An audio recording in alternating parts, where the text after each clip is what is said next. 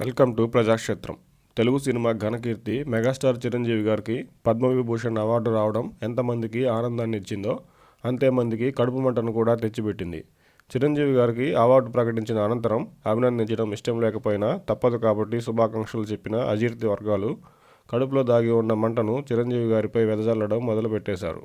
అందుకు బీజేపీ చిరంజీవి గారికి రాజ్యసభ ఇవ్వనుందనే పుకారును పూర్తిగా వాడుకుంటూ పద్మవిభూషణ్ చిరంజీవి గారిపై విషం చిమ్మడం మొదలుపెట్టేశారు.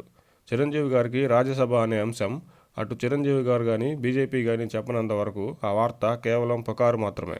దాన్ని ఆధారంగా చేసుకుని బీజేపీ ఉన్నపళంగా చిరంజీవికి అవార్డు ఇచ్చిందని చెప్పడం సిగ్గుమాలిన మాటలే అవుతాయి. రాజ్యసభ చిరంజీవి గారికి కొత్త ఏమీ కాదు కదా. జనసేనకు పవన్ కళ్యాణ్ గారికి రాజకీయంగా ఇబ్బందులు కలిగించేలా ఎటువంటి నిర్ణయాలు, ప్రయత్నాలు చిరంజీవి గారి నుంచి ఖచ్చితంగా ఉండవు.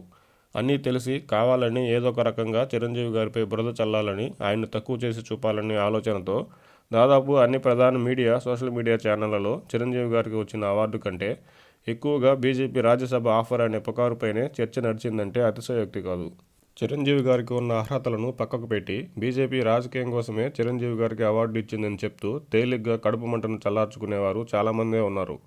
ఇప్పటికే ఎన్నోసార్లు ఇక తనకు రాజకీయాలపై ఆసక్తి లేదని చిరంజీవి గారు చెప్తున్నా వదలకుండా ఆయన రాజకీయాల్లోకి లాగి మరీ తక్కువ చేసి మాట్లాడడం, అసందర్భంగా ప్రజారాజ్యం పార్టీ ప్రస్తావన తీస్తూ మాట్లాడడం పద్మవిభూషణ్ అవార్డు వచ్చిన సందర్భంలో ఎంతవరకు సబబో వారే ఆలోచించుకోవాలి. గతంలోనూ వైసీపీ చిరంజీవి గారికి రాజ్యసభ ఇస్తుందని చేసిన ప్రచారం, ఆ సందర్భంలోనూ తనకు రాజకీయాలపై ఆసక్తి లేదని చిరంజీవి గారు స్పష్టంగా చెప్పారు.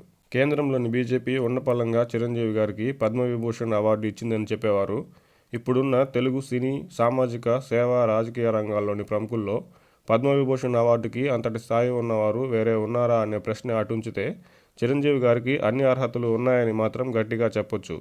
నిజానికి చిరంజీవి గారికి క్రితం సంవత్సరమే ఈ అవార్డు వచ్చి ఉండాలి. కరోనా సమయంలో కోట్లాది రూపాయల తన సొంత నిధులతో పాటు తోటివారిని ప్రోత్సహించి తనతో పాటు వారిని కలుపుకుంటూ చేసిన సేవా కార్యక్రమాలు, నగదు సహాయాలు, బ్లడ్ బ్యాంక్, ఆక్సిజన్ బ్యాంక్ ద్వారా 2 తెలుగు రాష్ట్రాల్లో ఆయన చేసిన కృషికి, సేవలకు పద్మవిభూషణ్ అవార్డు అప్పుడే రావాల్సి ఉండేది.